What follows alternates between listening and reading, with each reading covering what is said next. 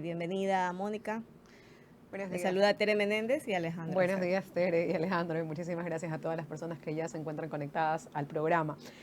Cabe hacer una aclaración. Yo me convertí en abogada después de la sesión, no Ya, antes de la sesión. perfecto. Ok. O sea, fue como un clic, porque luego de eso el abordaje que se le dio al tema desde mi parte, en la parte técnica específicamente, en temas de tipificación penal, Gabriela luego me pidió ser parte de su equipo de defensa y no antes, definitivamente. Perfecto. Entonces, en este punto sí es importante. ¿Y por qué razón este abordaje? Esto no es algo que nació ahora, Tere y Alejandro, y ciudadanos que están conectados. Esta ley está planteada desde el año 2022. Y si hacemos quizás la vista total de lo que pasa en relación a la violencia, no solamente a la violencia de género, la violencia contra la mujer o personas dentro del núcleo familiar, el femicidio como la máxima expresión de violencia contra muchas mujeres, hay que necesariamente remontarse al origen y qué llevó incluso a tipificar estas conductas que ya existen. La violencia contra la mujer, la violencia contra los niños, el femicidio, nacen de los pedidos de los grupos de mujeres por visibilizar una problemática que el Ecuador tiene profundamente arraigada, que es considerar a la violencia un acto normal. Nosotros a veces nos sentimos orgullosos de decir, yo le pego a mi hijo y así es como se tiene que criar. O aunque pegue y aunque mate, marido es. Todas esas son expresiones de violencia. El legislador en el 2014, cuando crea el Código Orgánico Integral Penal, tipifica estas conductas, pero se olvida de tipificar efectivamente la violencia vicaria, que no es la violencia que nosotros tenemos tipificada. Por eso es que cuando se intenta deslegitimar la voz de Gabriela Golbao, lo que se intenta realmente es callar y silenciar a millones de mujeres ecuatorianas que están viviendo esto como una realidad todos los días, que van a los juicios que se plantean regularmente ante la separación o que se plantean luego de un divorcio o en el trámite de un divorcio y son expuestas a estos chantajes, a estas humillaciones y a estas extensiones de violencia. El hombre te dice, en muchos casos, y ya voy a hacer un paréntesis de por qué el hombre también puede ser víctima de violencia vicaria. El hombre te comienza a condicionar. Es que yo no tengo por qué darte nada, porque entonces si te tengo que dar, mejor me quedo yo con los niños. Y te amenaza con quitarte a tus hijos. Te amenaza con que tú no los vuelvas a ver. Te condiciona la entrega de dinero y sabe que haciéndole daño a tus hijos, porque tú como madre no tienes los recursos para alimentarlos solas, para criarlos solas. Ves condicionado eso a través de los niños. Entonces ya no es un sufrimiento que solamente sufre la mujer, sino que la mujer ve a sus hijos sufrir. Ve a sus hijos en esta guerra donde el padre comienza a manipularlos, comienza a decirles, anda, dile esto a tu mamá, o comienza a hablarles mal de la mamá. Y es lo que nosotros en materia de familia, te lo digo con la experiencia de haber sido jueza por 5 años, de ver la alienación parental en toda su expresión.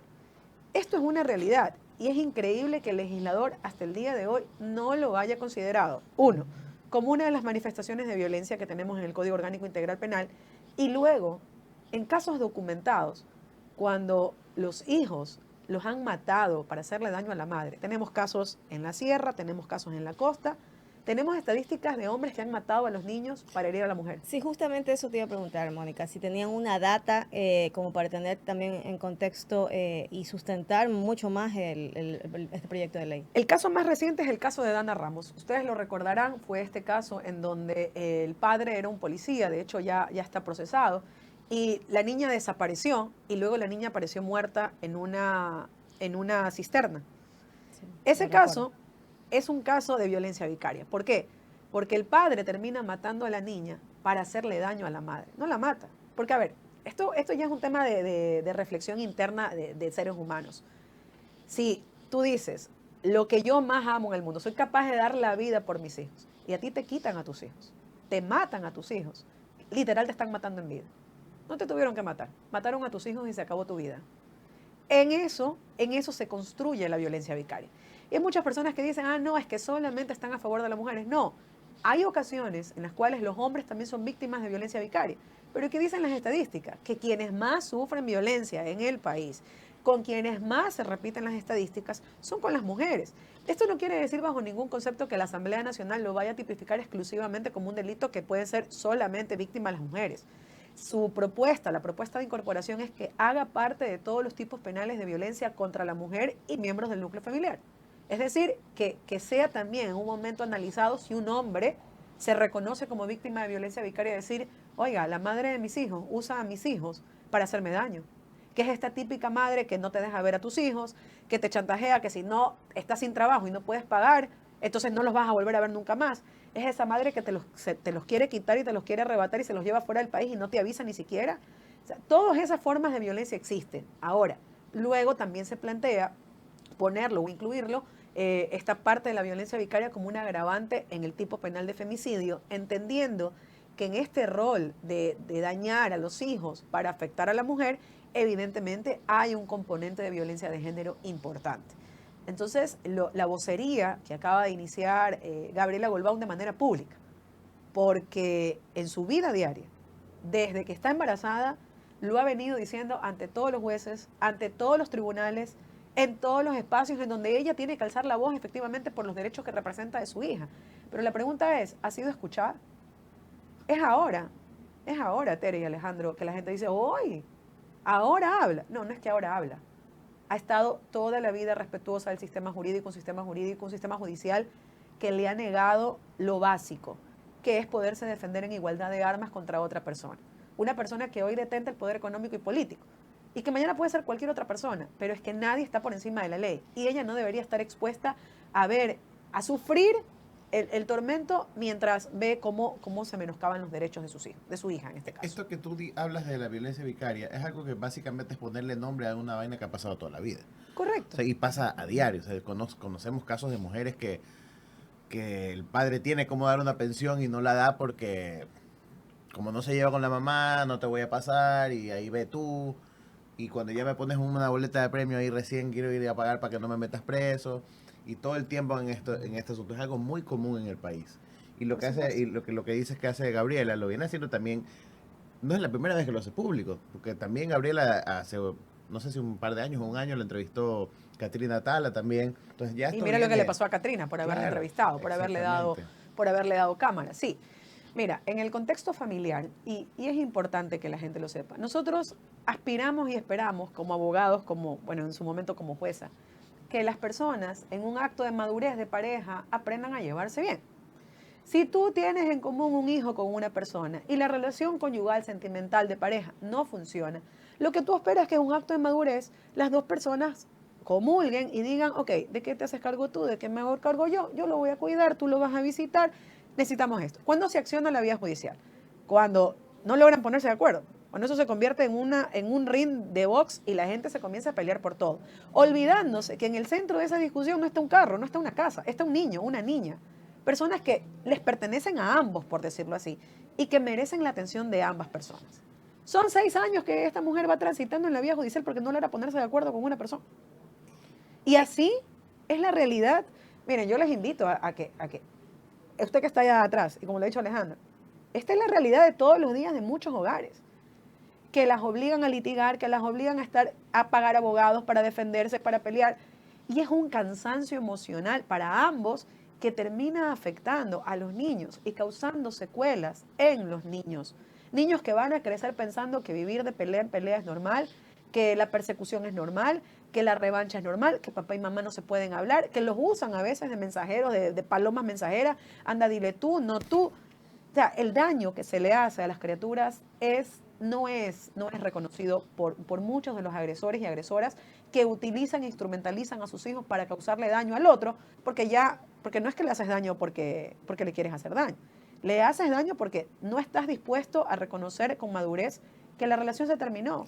Y en esta propuesta de ley que me dices que lleva ya algunos años en la Asamblea, ya va para 3 años allí, se incluye justamente se reconoce a la víctima como tal, en este caso, no solamente a la mujer o al hombre, sino también a estos menores de edad, a estos niños que son parte de ese núcleo familiar que está en constante conflicto. Esa es una de las preguntas. Y otra de las preguntas, ¿qué respuesta han dado desde la Asamblea de por qué no se ha tramitado esta propuesta de ley? ¿Por qué ha estado allí? ¿Qué les han dicho? Mire, te voy a responder de atrás para adelante. La proponente de este proyecto de ley hoy es gobernadora, designada por el gobierno nacional, creo que en Azuay. Entonces, se ha ido postergando porque aquí va la otra parte, el trascámaras de la Asamblea Nacional. ¿En qué está enfrascada la Asamblea Nacional? En discusiones absurdas, en a veces crear escenarios. Yo he sido muy crítica al trabajo de la Asamblea en cuanto a juicios políticos.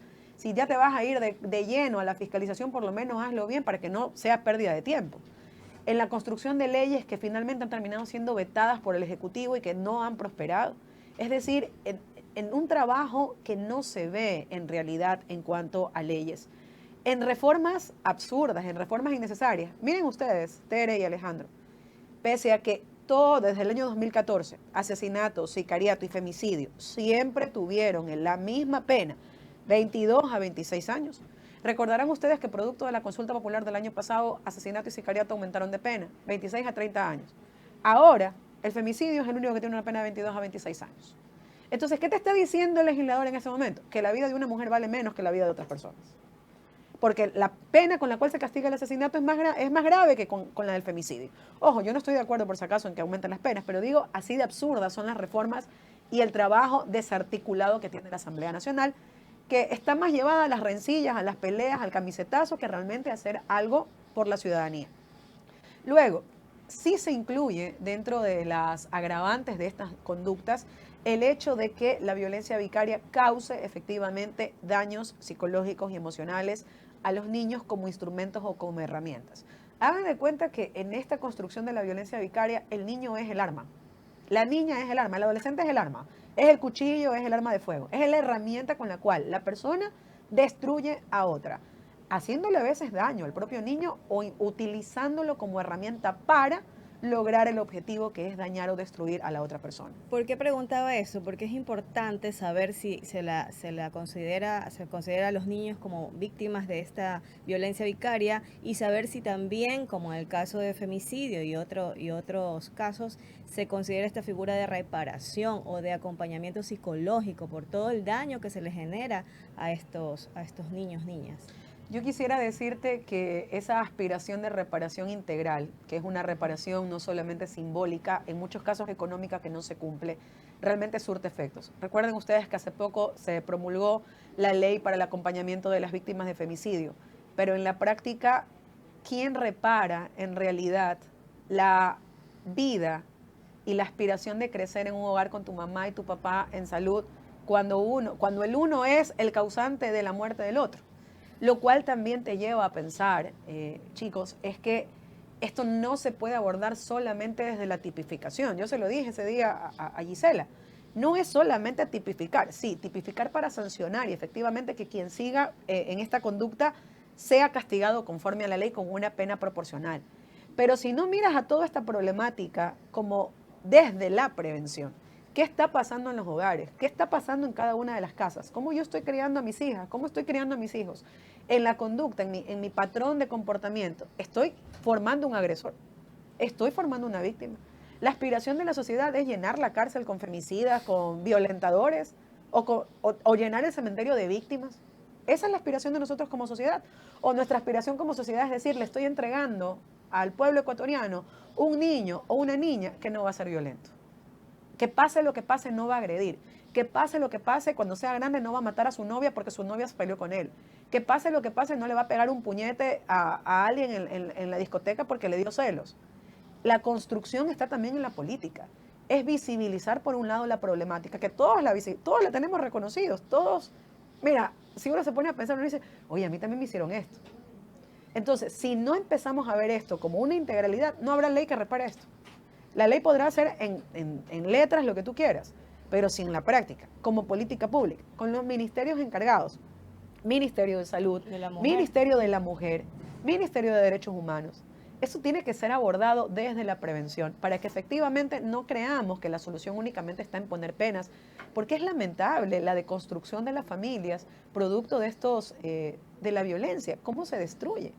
¿Cómo se puede hacer para que este tipo de delitos ya a la hora de la práctica no sea manoseado? Porque sabemos que tenemos un sistema de justicia corrompido y que si este tipo de delito no se puede prestar para ser interpretable, subjetivo. Hoy es interpretable.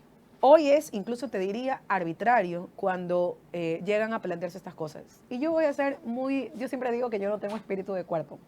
Yo fui jueza, fui defensora pública, soy abogada en el libre ejercicio, soy docente universitaria, pero sobre todo soy, primero y antes que nada, abogada, ¿no? Entonces yo creo en que la ley tiene que cumplirse conforme está.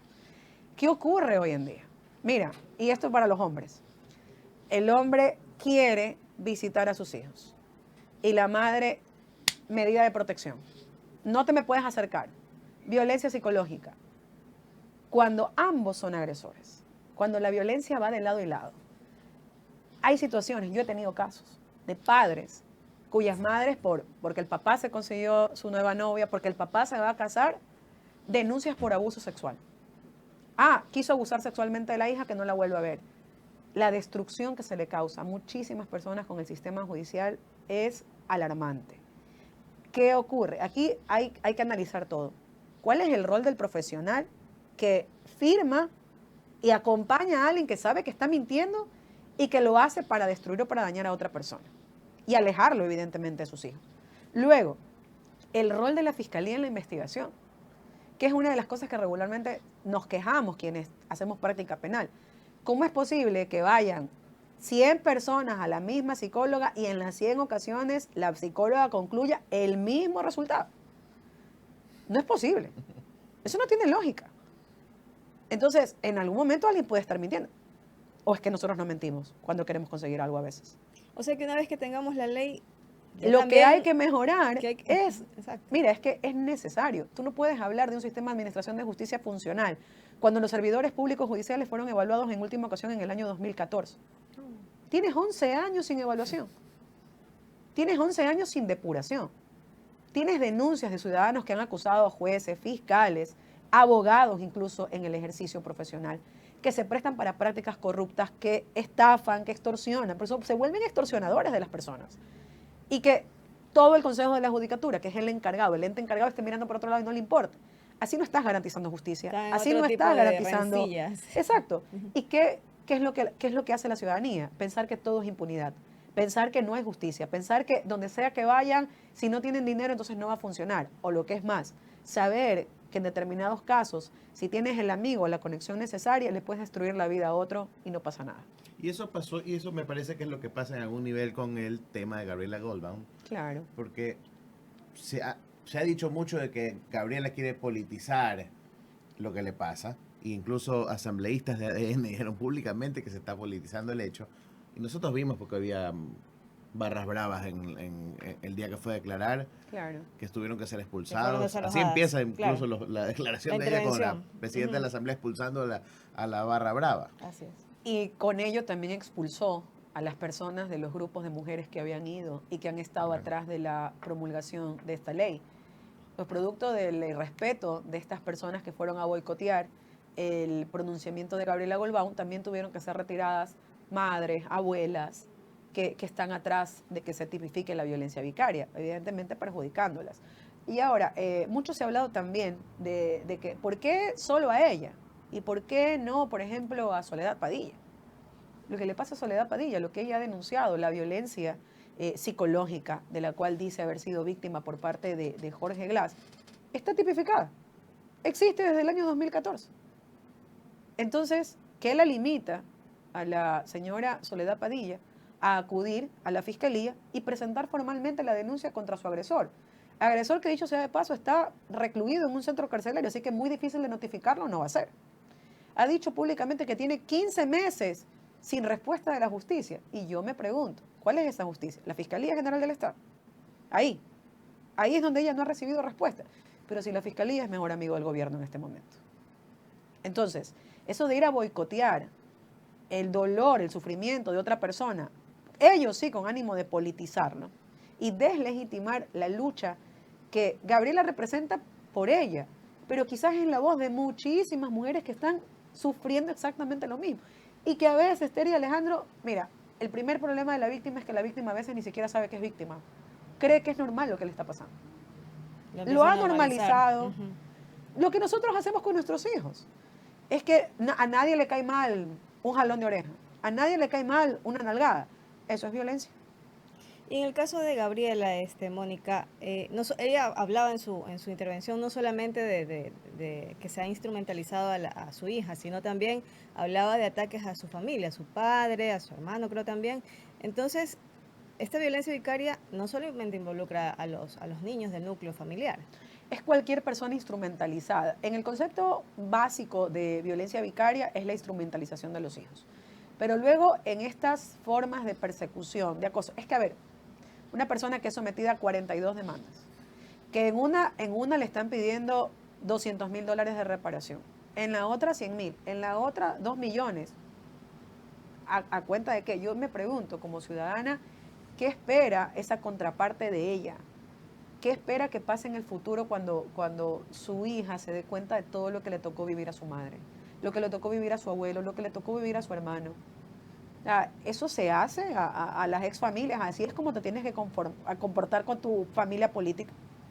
No le encuentro asidero. Ella lo que hace es ejemplificar lo que desde su propio testimonio pueden estar viviendo otras personas y que el legislador en la construcción sociológica del derecho penal, en este caso, tiene que darse cuenta, porque lo que no está tipificado no existe en la ley. El principio de legalidad dice que para que alguien sea sancionado, la conducta tiene que estar previamente establecida en la ley. Y ojo, muy probablemente pase que el día que se tipifique, y ojalá no sea vetado por el presidente Daniel Noboa si es que llegara a continuar en el poder, porque muy probablemente lo va a hacer, es que todo aquello que ya pasó, las personas que han sido víctimas anteriores de este tipo de infracción, no van a poder buscar justicia en ese sentido. La ley va a operar a partir del momento en que sea promulgada y entre en vigencia, y se sancionará esta conducta conforme estimen los asambleístas. ¿Y cuál es el siguiente paso, Mónica, luego de esto? Todavía está en la comisión, tiene que pasar todavía por primer debate, recuerden ustedes que tiene que pasar por segundo debate, y si llega a ser aprobada, todavía tiene la opción de pasar al conocimiento del presidente de la República como colegislador, pero si quien en ese entonces está de presidente de la República, quien está en este momento, pues muy probablemente tendremos un veto total. E incluso me atrevería a decir que no tendría respaldo, porque recuerden ustedes que con la conformación de la actual Asamblea Nacional a partir de mayo, pues evidentemente es la torta dividida para la mitad. Entonces es muy poco probable, esperemos que no, porque dentro de ese bloque hay mujeres que se jactan de ser pro mujeres. Defensoras Defensoras de las mujeres. Mi experiencia personal, les cuento, en la Asamblea, fue ver a la asambleísta Lucía Jaramí, a la asambleísta Valentina Centeno de espaldas, mientras yo hablaba. De espaldas con el teléfono en la oreja. Y te digo, a mis 38 años nunca he podido siquiera concebir que en un auditorio alguien hable y otra persona te dé la espalda. Es una falta de respeto absoluto. Así es. Bueno, no sé si tengas alguna otra pregunta, No, Alejandro. estoy bien. Bueno, Mónica, agradecemos tu presencia acá en Gracias, Himno Nacional y ampliar un poco este tema que es bastante importante, el cual le vamos a dar seguimiento y esperamos de aquí en adelante volver a tener otro contacto, otra entrevista para ir viendo cómo avanza ese trámite dentro de la Asamblea Nacional. Yo los felicito y siempre serán bienvenidos todos los espacios de comentarios y de comunicación. Gracias, Mónica. Muchas gracias. Gracias, Mónica.